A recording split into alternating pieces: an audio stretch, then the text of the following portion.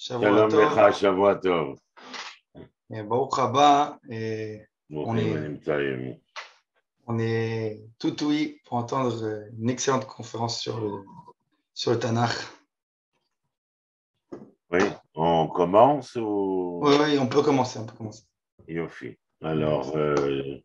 je m'appelle Roni Akrish, et j'enseigne l'historiosophie biblique et j'ai la philosophie de l'histoire du Tanakh. Et je suis aussi le fondateur de l'Université populaire gratuite à Jérusalem. Voilà, le reste est sur Internet, donc on ne va pas s'étendre. Et si vous avez des questions à poser, on les garde. J'essaierai d'être plus concis et de garder quelques minutes pour des questions. Et mon sujet est le Tanakh. Oui, tout simplement pour une raison qui est sans équivoque, à savoir que le peuple du livre est rarement, très rarement, connaisseur de son propre livre.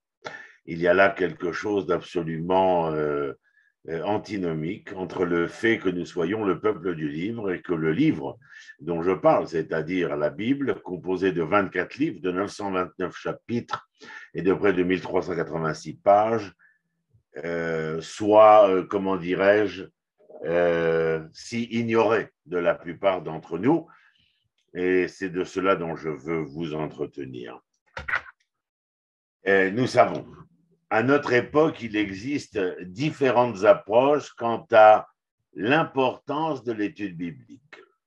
Pourtant, accomplir le commandement qui nous invite à l'étude du texte, qu'il soit toranique, prophétique ou hagiographique, ce verbe qui nous demande d'être à l'écoute de lui-même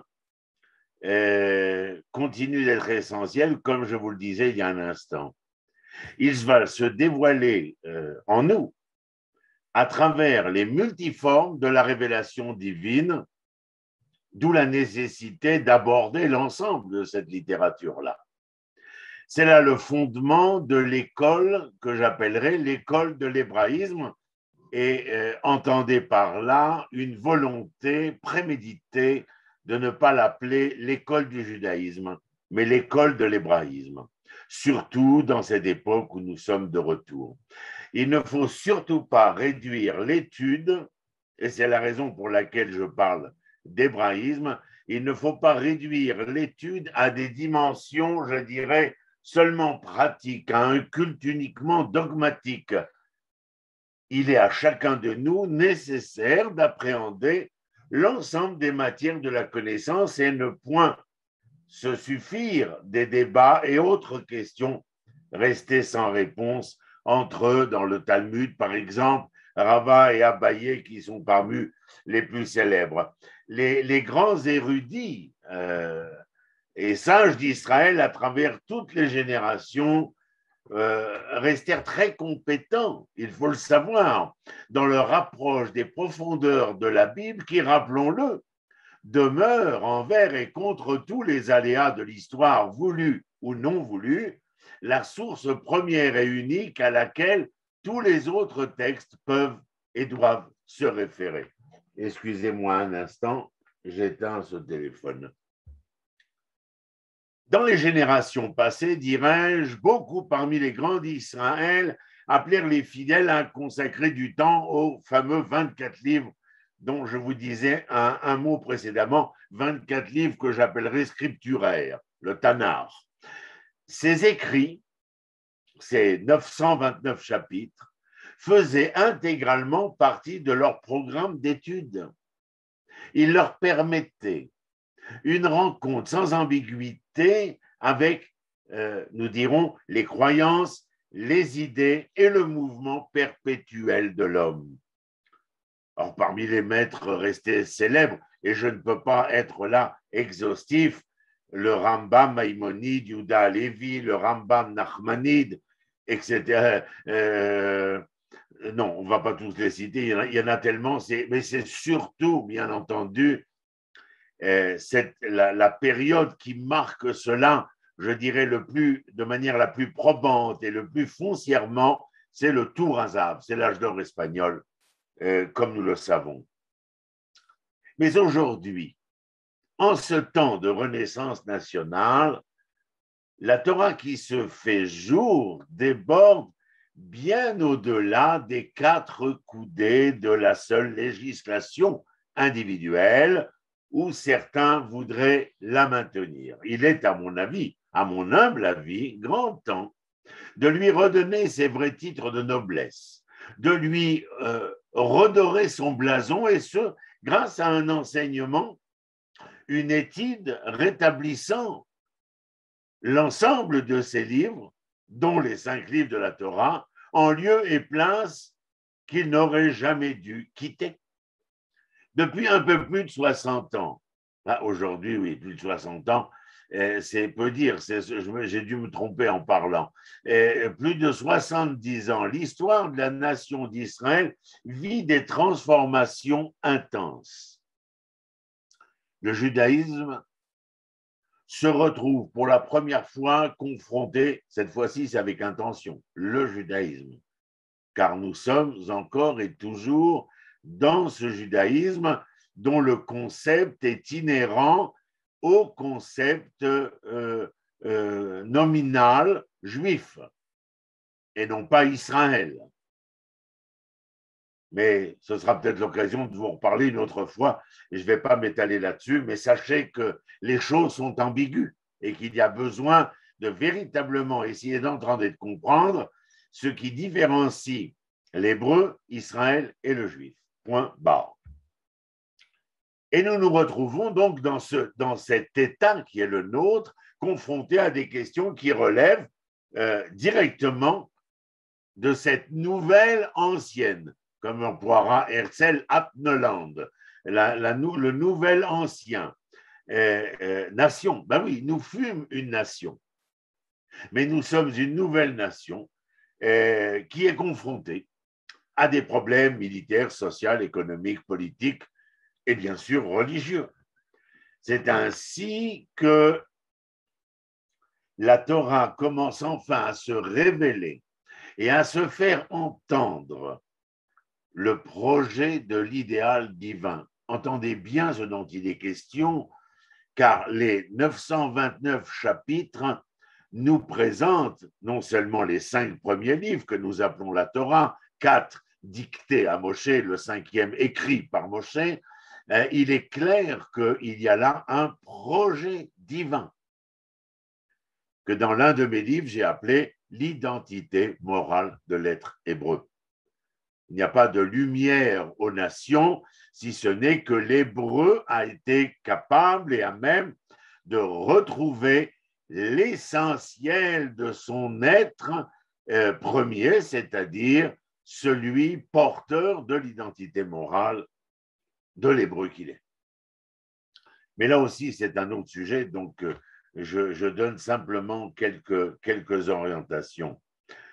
Et je disais donc un projet divin qui concerne, et là c'est important, le texte biblique ne s'adresse jamais véritablement, foncièrement à l'individu.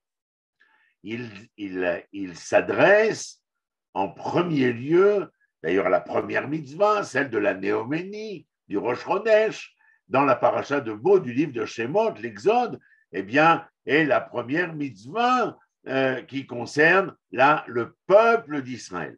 Bien sûr, lorsque le peuple arrivera en terre de Canaan, il deviendra la nation et il sera bien avant nos philosophes d'après le siècle des Lumières, celui à même de faire valoir le sens de l'État-nation.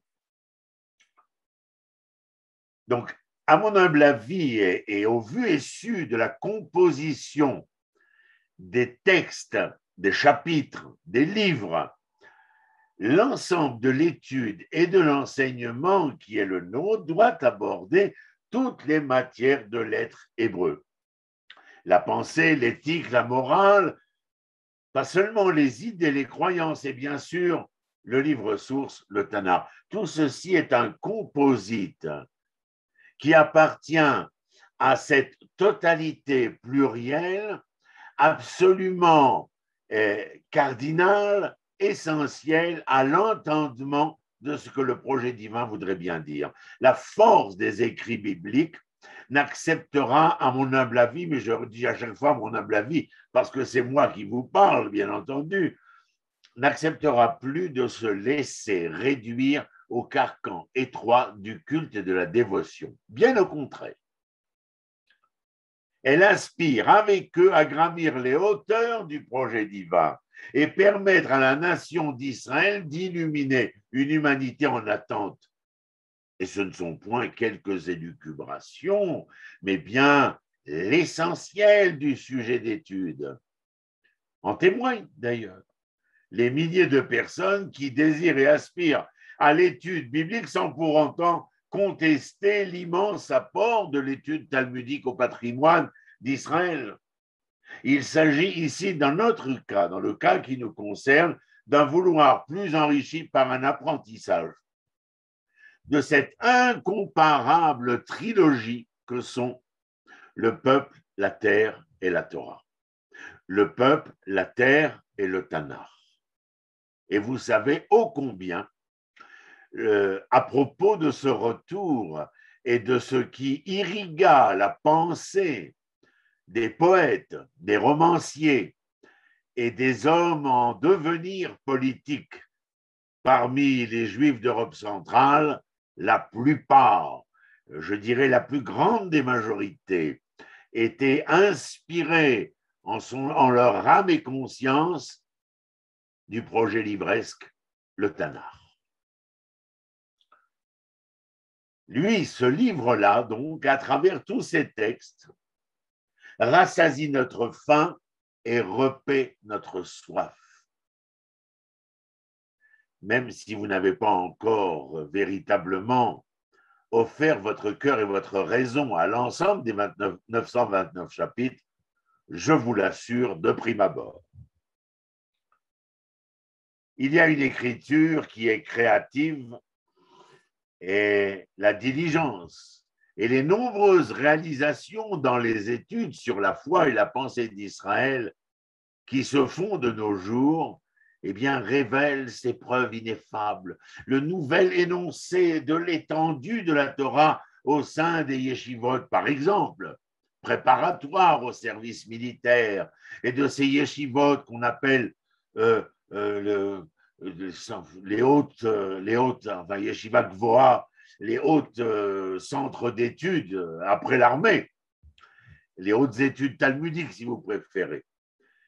La liste, là aussi, n'est pas exhaustive du nombre de lieux et d'endroits. J'ai moi-même étudié au centre qui, pour moi, est le cœur battant et incandescent du Tanakh, qui est la Michlelet Herzog à Lonjvout, dans le Gush Etzion, au sud de Jérusalem. Donc, véritablement, le nombre d'endroits aujourd'hui où se réalise totalement une plongée, comment dire, dans les méandres de la littérature biblique est absolument importante. Nous n'en avons jamais connu une telle plongée, je veux dire, si ce n'est depuis cette époque que je rappelais en début de propos, en prélude, à savoir l'époque de l'âge d'or espagnol. Et ces milieux de lieux d'études deviennent le fer de lance contemporain, je dirais, d'une conjugaison entre les leçons d'hier et l'espérance de nos lendemains. Il y a comme une volonté de tirer les leçons d'un passé, de pouvoir en faire une conjugaison symbiotique avec l'espoir de demain, et entre les leçons du passé et les espoirs de demain, il y aurait dans cette symbiose, dans cette conjugaison, la possibilité de rendre existant le présent plus que jamais. Et bien sûr que nous devons poursuivre l'étude traditionnelle, mais mise au senteur. Je crois que dans ces cours, on a dû vous le dire, j'imagine, vu que je connais les acteurs en place. Et cette étude doit être mise au senteur de la Torah d'Eretz Israël. J'entendais que l'intervenant précédent vous entretenez du Rav Kook, il est bien entendu l'un des ferments de cette volonté-là, comme nous le savons. Et je rajouterai autre chose. Le temps passe inexorablement. Et dans cet espoir d'harmonie conjugale dont je parlais il y a un instant, nul ne désespère que cela puisse se faire et se réaliser pleinement, c'est-à-dire prendre conscience ici de la primordialité du texte tanachique qui sert de base, de fondement à toute la littérature judaïque. Encourager, il nous faut les défis que la Torah nous présente aujourd'hui. Dans ce face-à-face avec notre renaissance nationale, nous ne pouvons plus guère nous suffire uniquement des sages ou des maîtres et d'élèves cloîtrés, je dirais, dans les murailles d'un savoir, mais bien, c'est ce dont nous avons besoin, c'est de savants géants, vivants et vibrants, à l'unisson d'un peuple éperdu, armé de l'ensemble des outils spirituels trouvés dans ce livre-là. L'importance primordiale de l'étude biblique va rester l'attention absolue portée aux questions de notre génération. La plupart des domaines de la vie publique demeurèrent durant les centaines d'années de notre dispersion comme un amour platonique. Je vous donne l'exemple le plus probant qui soit.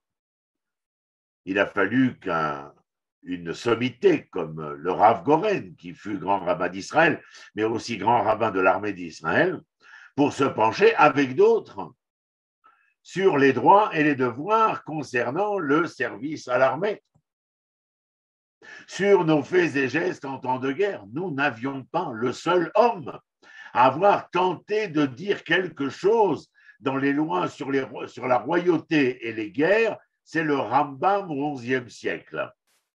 Mais nous n'avons absolument rien. Mettez-y côte à côte les lois sociales, les lois économiques, les lois politiques, j'en passe et bien d'autres, et vous vous rendez compte que nous n'avons pas le livre des lois, le Shulchan Arour de la nation. Nous avons un Shulchan Arour de l'individu, de la survie de l'individu, mais nous n'avons pas le Shulchan Arour de la vie de la nation. Entendez bien les mots que je prononce, ils sont employés avec préméditation et à bon escient. Il est question de la survie à travers la loi régissant l'individu et de la nécessité nouvelle du livre de loi qui est en plein accord avec la vie, non pas la survie, mais la vie, non pas de l'individu, mais la vie de la nation. Alors bien sûr, le texte biblique est lui probant à cet égard, étant donné qu'il recèle un nombre de sources incommensurables concernant la vie, le vécu, l'existence du peuple durant le temps qu'il fut, même si ce n'est pas un long temps. Et il reste un quart d'heure, c'est ça, Yaakov? Non, vous avez jusqu'à 3h moins quart. Il vous reste une bonne petite demi-heure. Ah, ben alors je continue. Je laisserai un quart d'heure pour les questions-réponses si jamais il y en aurait. Mais c'est bien que les gens mettent la caméra, sinon ça fait très Pierre Tombal. Le nom en blanc avec l'arrière-plan noir, c'est véritablement assez funèbre. Donc, l'étude érudite se consacra, comme nous l'avons rappelé, autour des lois de survivance juive, alors qu'il est question de réélaborer non pas les lois de survivance juive, mais les lois de vivance hébraïque. Parce que les événements ont changé. N'oublions surtout pas que les grands prophètes d'Israël ont attribué un poids énorme au problème de moralité et de foi, mais vis-à-vis de la conduite de l'État, vis-à-vis, comment dire, de la construction de cette nation royaume, État-royaume, État-nation de l'époque, où il était question non seulement de devoir régir et entretenir, je dirais, les faits et gestes de la royauté, du sacerdoce des Cohen, mais bien entendu, d'élaborer un modus vivendi collectif vis-à-vis de la nation. Tout cela témoigne ô combien le seul mode de pratique religieuse ne peut supporter le fardeau de toutes ces questions essentielles, existentielles. Elle relève d'une appréciation et d'une appréhension juste de l'identité nationale. L'exil n'était pas là pour nous confirmer que nous étions comme finalité installés dans un individualisme qu'il fallait régir et auquel il fallait permettre de survivre. Non, point. Que nenni. Il est clair que la finalité était bien entendu ce pourquoi nous sommes ici en Israël depuis 73 ans, à savoir que l'aspiration première, profonde, était bien entendu de recouvrir le droit de redevenir, ainsi que l'avaient exprimé des gens non juifs comme Rousseau, comme Lamartine, de pouvoir redevenir le peuple de la terre.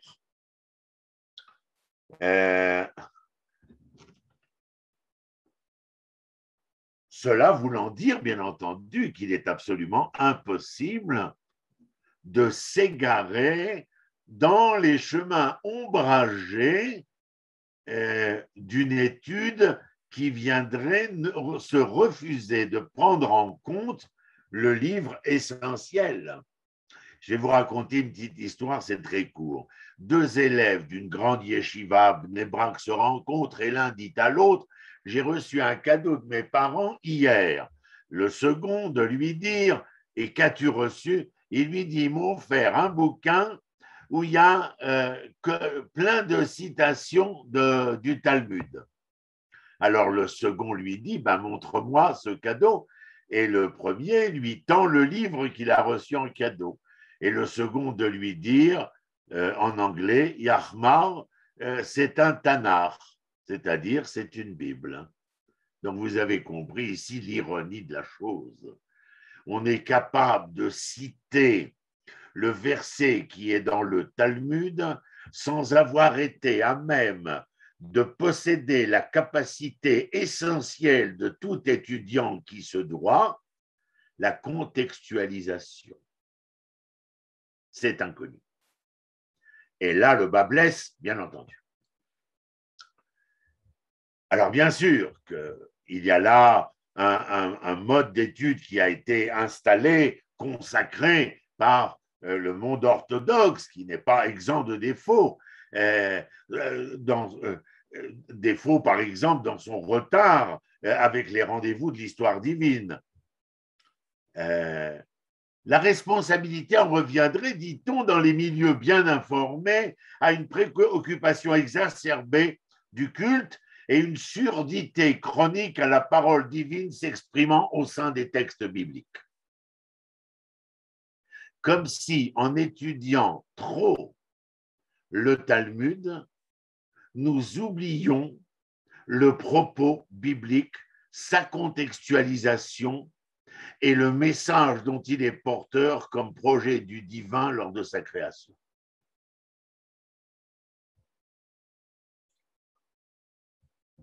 Le leadership spirituel, qui est le nôtre, doit se présenter et s'employer au savoir de l'étendue des connaissances et des fondements de la foi, avec une maîtrise, une constance, sortir en quelque sorte de la ghettoisation.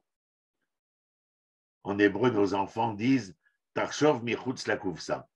Essaye de penser en dehors de la boîte, c'est-à-dire ne pas rester enfermé dans les carcans antérieurs, mais être capable de se mettre à jour.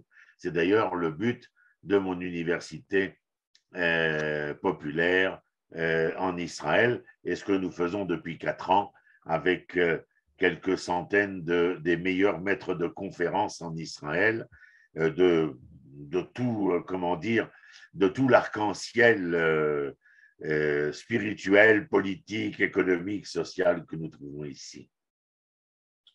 Si nous ne sortons pas de ces carcans-là, ce que j'appelle une ghettoisation spirituelle, il nous sera impossible de répondre aux interrogations nouvelles du public. Notre jeunesse est loin d'être bête. Elle pose des questions qui sont tout à fait recevables concernant les grands sujets, les grands thèmes sociaux, économiques, politiques, religieux, militaires. Et il faut être capable de répondre.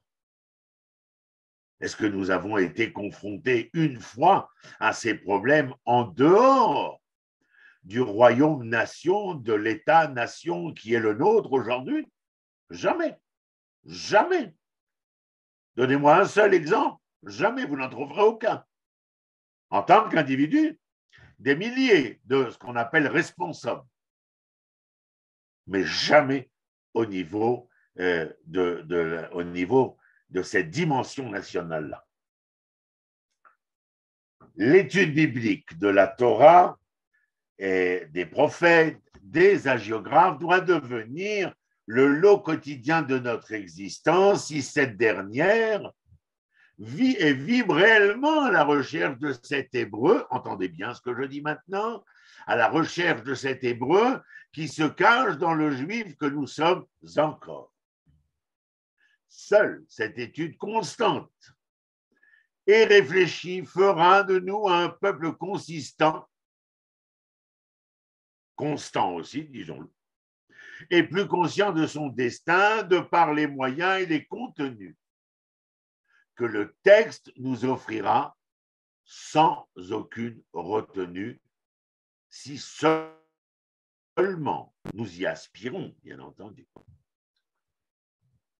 Le sujet s'il vous a intéressé, je crois qu'on doit se retrouver la semaine prochaine, mais seulement si le sujet vous a intéressé et que vous avez l'esprit critique et bien entendu l'envie d'en découdre avec le texte. Et je serai donc présent, mais ça dépend bien entendu de vous. Il est très difficile d'entendre en général cet enseignement-là.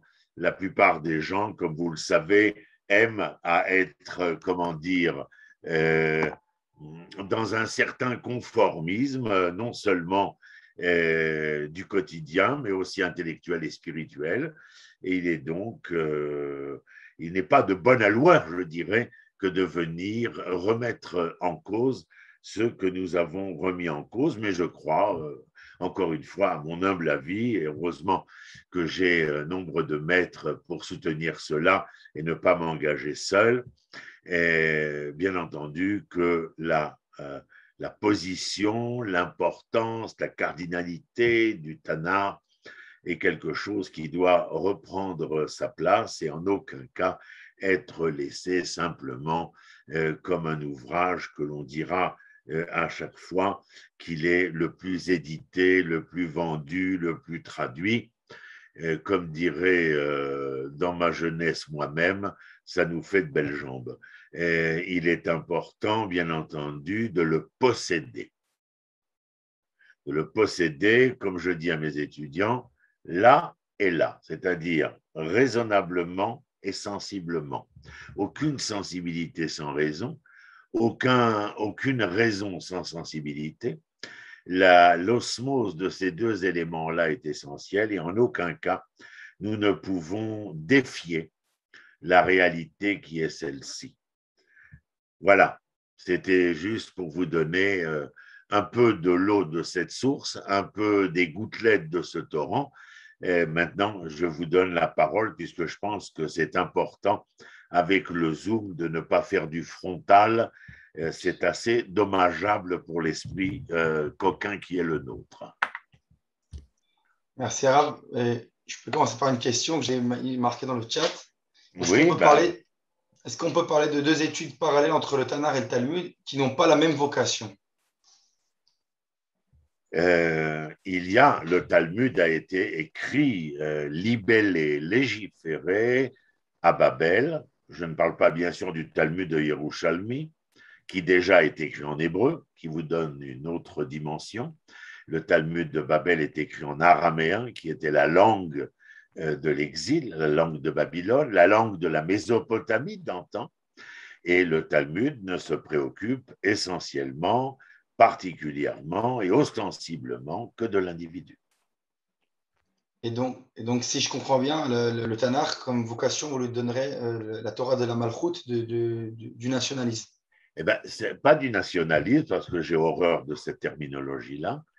Et je dirais que si l'on veut écrire, parce qu'on ne peut même pas dire réécrire, ni toi ni moi, Yaakov, n'avons un livre entre les mains qui nous dit voici le livre des lois de la nation. Il n'existe pas. C'est un drame. Je n'ai pas dit tragédie, parce que la tragédie, comme chez les Grecs, est un drame qui se finit mal. J'ai dit un drame parce qu'en général, c'est une tragédie qui se finit bien. Malgré que je sois un philosophe pessimiste, je vous laisse quand même une certaine ouverture de croire que tout ira pour le mieux dans le meilleur des mondes. Mais le Tanakh est ce qui, de la même manière que le Tanakh a servi de fondement à la Mishnah, et la Mishnah de fondement à la discussion, comment dire, à Talmud, de la Gemara, parce que l'ensemble de la Mishnah et de la Gemara fait ce qu'on appelle le Talmud. Le Talmud, ce n'est pas la Gemara, c'est Mishnah et Gemara qui forment le Talmud.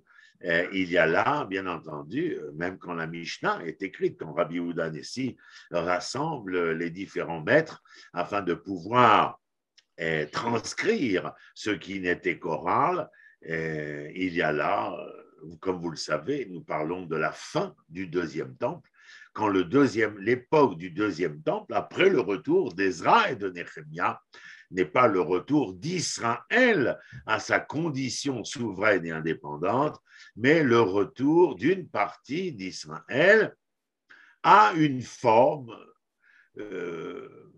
lésée de souveraineté et d'indépendance. Le Rav Kook dira que c'est un interlude qui nous servit à mieux nous préparer à l'exil qui nous attendait. Le fait est qu'en dehors de la période du premier temple, qui représente la pierre d'achoppement de ce que nous pouvons entendre du peuple-nation, Am Israël, Be'eretz Israël, Im Torat Israël, cette dimension-là, nous ne la possédons pas.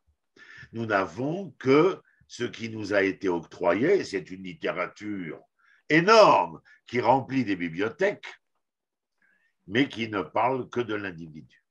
Il est vrai que depuis 70 ans, un certain nombre d'hommes, bien avant ces 70 ans, le Rav Kook lui-même, puisqu'il est décédé en 1935, avait déjà commencé à élaborer, à parler, à traiter le sujet de la dimension collective d'Israël. Et vous le savez comme moi, c'est l'un des seuls. Et donc, si j'ai bien compris, alors on peut dire que notre époque, elle est d'un certain côté plus grande que l'époque des Hashmonaïm, bientôt Hanouka. Je n'en ai aucun doute. Un de nos maîtres, le Rav Ovadia Yosef, d'honoré mémoire, avait dit lors d'un cours, j'étais le Motzei Shabbat à Boucharim, à Jérusalem, que nous n'avions jamais autant étudié et nous étions autant imbibés du texte toranique que depuis ce retour-là. Il pensait qu'il n'y avait eu aucune époque qui pouvait ressembler à celle qui est la nôtre. Il y a d'autres questions? Oui, Bonjour. posez des questions parce que c'est dommage que seulement Yaakov intervienne. Oui, si vous me permettez, vous avez évoqué. Qui c'est? Qui est-ce? Qui est-ce? Donc, je lève la main parce que je ne sais pas si vous me voyez. Vous Oui, m'entendez? je vous vois, mais comment vous appelez? Youssef. Ah, Naïm Meod. Alors, Naïm Meod. Écoutez, je vous suis déjà sur Facebook et j'apprécie beaucoup ce que vous faites. Je me permets, en revanche, enfin, en complément, d'apporter peut-être une divergence sur ce que vous venez de dire, parce que le Tanakh, pour moi, est donné au peuple hébreu. C'est notre base de référence. Pourquoi? Parce qu'en fait, nous sommes porteurs du plus grand secret, celui qui va dévoiler Hachem dans le monde. Et il est donné à Israël. Nous sommes nommés. Donc aujourd'hui, vous parlez d'harmonie conjugale qui est insatisfaisante, et elle l'est. On est quasiment dans Shir HaShirim, c'est-à-dire qu'on ne fait pas notre rôle. Les kabbalistes ont démontré dans le Tanakh, vous avez évoqué tout à l'heure le chiffre de 929. C'est un très beau chiffre puisque c'est le 159e nombre premier, c'est 3 fois 53, donc c'est le Gan dans le temps, l'espace, la matière. Les kabbalistes ont tout décortiqué, on a tout. Alors, je me permets cette question, c'est d'élargir votre pensée sur la partie kabbalistique. Quel est votre regard? Quel support pouvons-nous utiliser? Et comment l'utiliser pour faire changer les choses, notamment dans l'éducation qui est donnée dans les yeshivot? Parce que, encore une confrontation, vous dites que le Talmud et le Tanakh, c'est la même chose. Non, le Talmud est binaire, c'est on fait ou on ne fait pas, c'est autorisé, c'est pas autorisé. Alors que le Je n'ai Tanakh… jamais dit qu'ils étaient la même chose, jamais dans mon propos. Alors, Il n'a été dit cela. Et j'ai dit simplement que le Talmud, tel que nous le connaissons, était la source des lois qui serviront à la survivance individuelle, ce qui n'est pas le cas du Tanakh. Donc, on ne peut pas faire d'analogie en dehors du fait que les Amoraïm, les auteurs de la Gemara, se servent dans la joute qui est la leur et dans le débat qui est le leur, se servent des versets du Tanakh dans leur ensemble. Ce que la plupart des étudiants qui étudient la Gemara ne connaissent pas, ni la source première, ni la contextualisation de manière générale.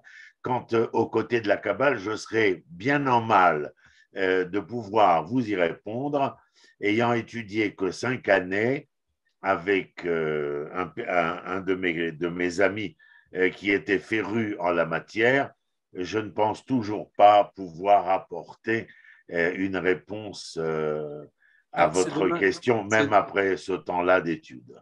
Mais c'est dommage parce que si vous voulez, Rabbi Shimon Bar Yochai et le Zohar démontrent l'exactitude et la véracité du Tanakh, et on n'utilise pas le chiffre. Le chiffre, c'est la pensée. D'ailleurs, vous l'utilisez beaucoup pour démontrer quelque chose. Et c'est inopposable. Un chiffre, on ne peut pas dire c'est positif ou négatif. Il est ce qu'il est.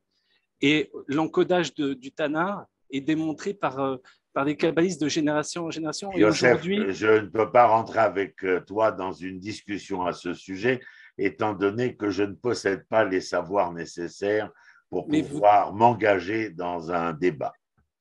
Donc, vous démontrez que nous passons à côté des choses parce que vous qui êtes professionnel et expert en la matière, vous n'avez pas non plus accès au plus grand des secrets. On parle de Sod, on a des enseignements là, le dimanche. J'entends bien, Youssef, je vous ai dit, il y a pendant 5 années, j'ai étudié avec un ami. Donc, les choses ne changeront jamais si on n'enseigne pas la vérité. J'ai bien entendu, Youssef. Je vous dis simplement que moi, personnellement, après 5 années, je ne pense pas posséder les connaissances suffisantes. Et en tout cas, ces 5 années ne m'ont pas convaincu suffisamment pour que, point de suspension. On va donner la parole à quelqu'un d'autre aussi.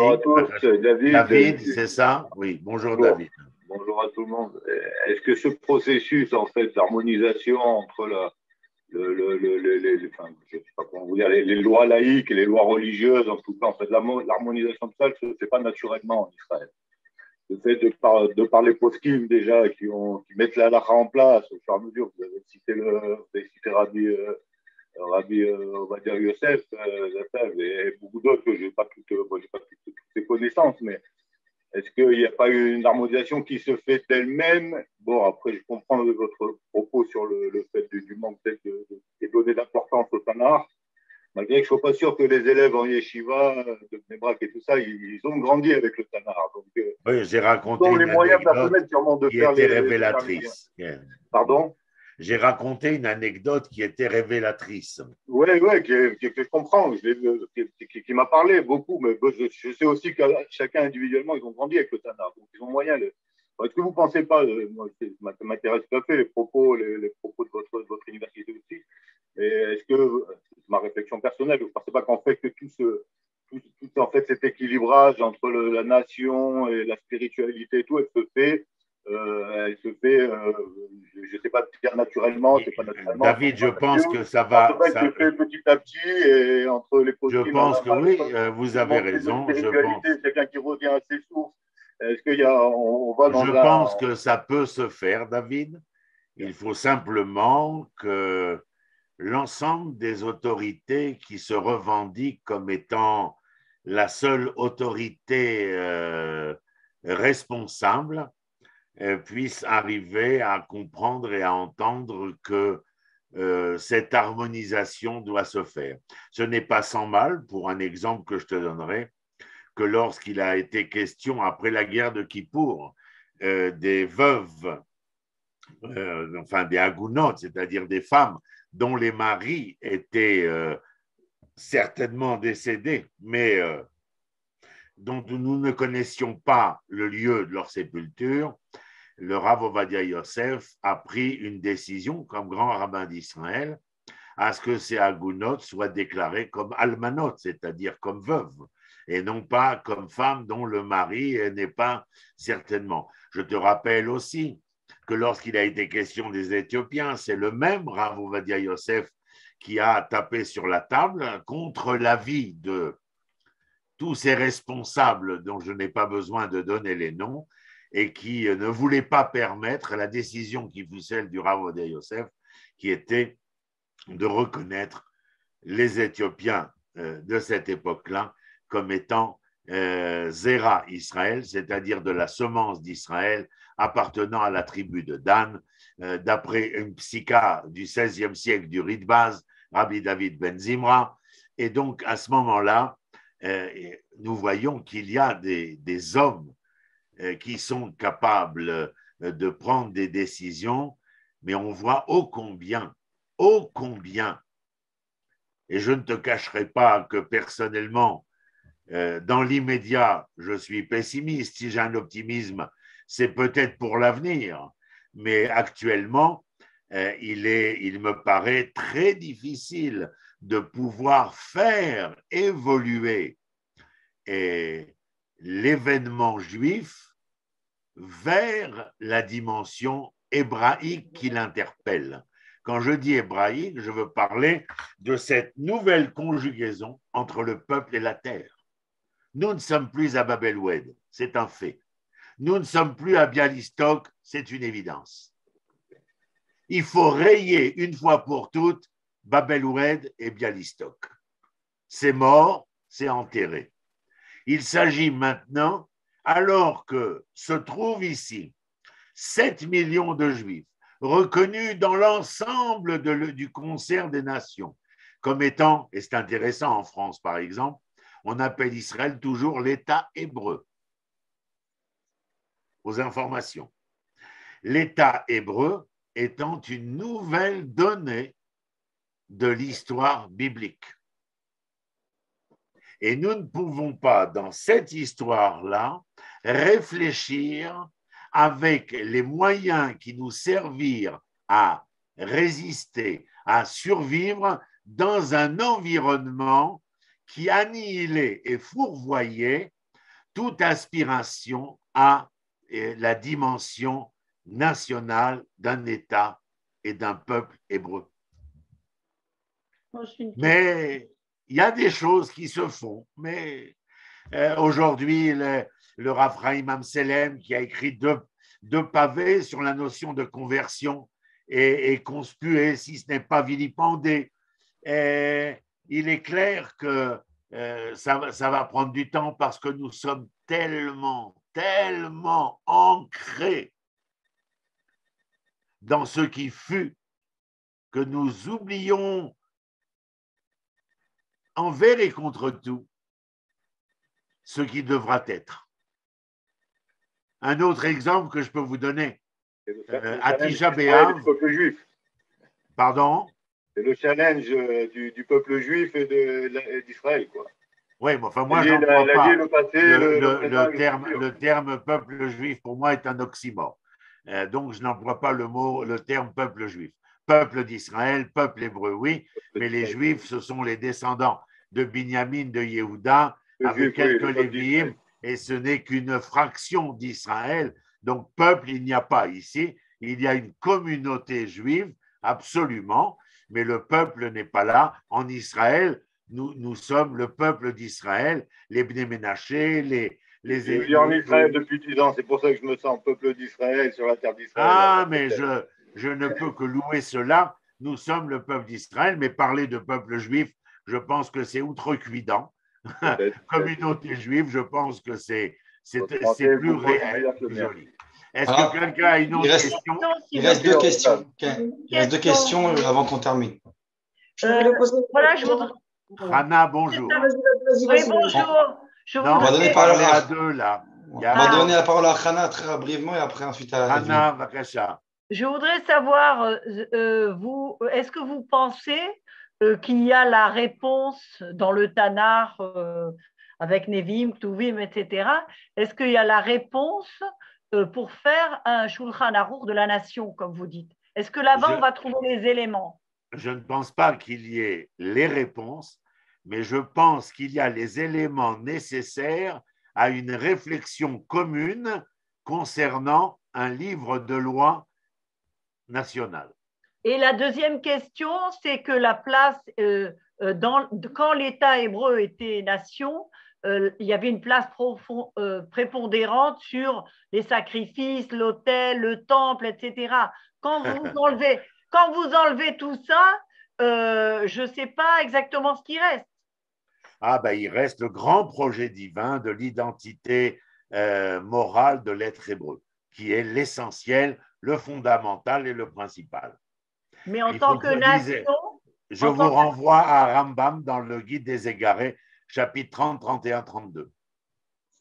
C'est Gadol. Rani, tu es grand. Qui c'est? Félicia. Ah, shalom, Félicia. Evelyne voulait poser une dernière question. Oui, voilà, une dernière question, Evelyne. C'est juste que je suis très touchée par ce que vous dites dans le fait que, quand vous dites se cache dans le juif qui se cache encore, et que l'hébreu qui se cache dans le juif. La question n'est pas de rester dans la survivance, mais d'être dans la vivance. Absolument. Et que c'est là que nous devons œuvrer pour réaliser le peuple nation hébreu, et non pas le peuple caché juif, qui a encore honte de son identité et qui, à cause de cela, ne se révèle pas vraiment. Oui, je vois. Donc, c'était une affirmation, pas une question. C'est plutôt une affirmation, oui. Merci, Evelyne. Merci à vous tous.